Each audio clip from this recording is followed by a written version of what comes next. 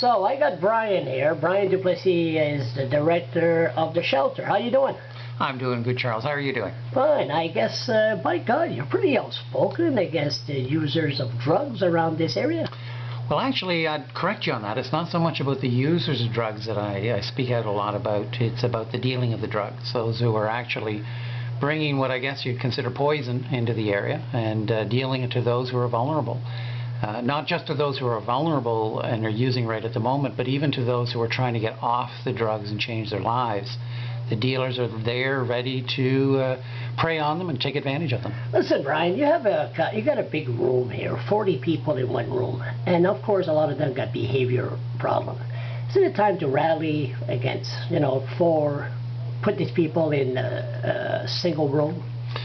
You know, I think fundamentally the most basic right that people should have is a right to shelter, one of those rights. And everything in terms of a person's life begins with shelter. And you'll hear the term housing first. If a person doesn't have a place to live, a place of their own, or even could be shared with a friend or with families, then really an awful lot else in their life is not going to go right. They can't really do anything except think about where they're going to be sleeping. So yeah, is it time to find rooms for people within the community? Yes. And a lot of the individuals need other supports. And, in theory, the supports are always there, but perhaps they're not so well coordinated in providing that support to that person. A lot of people have behavior problems. I mean, they can't, that's one reason their family kicked them out, and they're here, and they have a hard time to get along with other people, too. When we talk about behavior problems, you have to also take a look, why do they have behavior problems? A significant number of the individuals who stay at the shelters have challenges. It could be mental illnesses that are diagnosed or not diagnosed. They have addictions, whether it's drugs or alcohol or gambling, and those are also illnesses.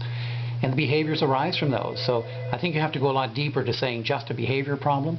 It's what's missing in the person's background, that they don't have the opportunity for the schooling. They don't have the literacy skills. And you have a lot of cocaine here, dilaudid, marijuana? The biggest drugs, well, marijuana is just everywhere. And one of the frustrations that I have when I talk to the clients here is they don't think of marijuana as a drug, but they're toking up 7 or 8 times a day. I'm a little backwards on my numbers. But the other flood is dilaudid, it's cocaine, OxyContin, it's everywhere. Brian, listen, this 3 minutes is short. We could talk for 5 hours. I just want to let you know that I'm going to nominate you for the Order of New Brunswick, and you're a hero, and keep safe. Well, I thank you, Charles, but I think there's a lot of people doing a lot of good work. I'm only just part of it. Thanks, Brian. Thank you.